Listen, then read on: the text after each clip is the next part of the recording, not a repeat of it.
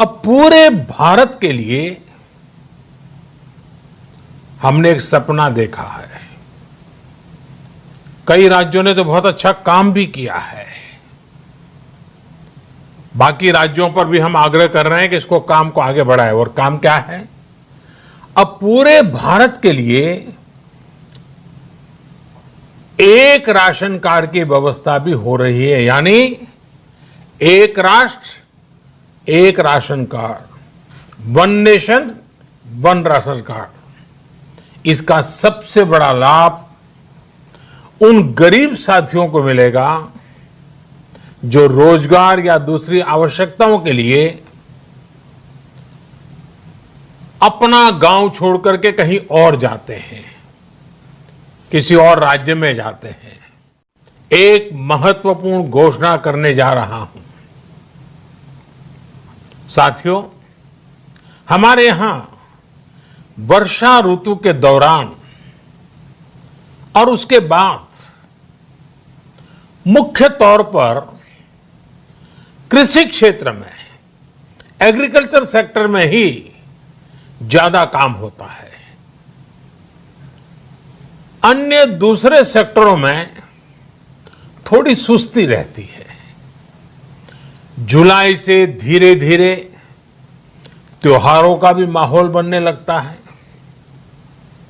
अब आप देखिए, अभी 5 जुलाई को गुरु पूर्णिमा है, फिर सावन शुरू हो रहा है, फिर 15 अगस्त आएगी, रक्षाबंधन आएगा, कृष्ण जन्माष्टमी आएगी, गणेश चतुर्थी आएगी, ओणम होगा, और आगे जाएं तो काटी बिहू है, नवरात्रि है, दुर्गा पूजा है, दशहरा है, दीपावली है, छठी मैया की पूजा है। त्योहारों का ये समय जरूरतें भी बढ़ाता है, खर्च भी बढ़ाता है। इन सभी बातों को ध्यान में रखते हुए ये फैसला लिया गया है कि प्रधानमंत्री गरीब कल्याण अन्न योजना का विस्तार अब दिवाली और छठ पूजा तक, यानी नवंबर महीने के आखिर तक कर दिया जाएगा। यानी 80 करोड़ लोगों को मुफ्त अनाज देने वाली ये योजना अब जुलाई, अगस्त, सितंबर, अक्टूबर, नवंबर में भी लागू रहेगी।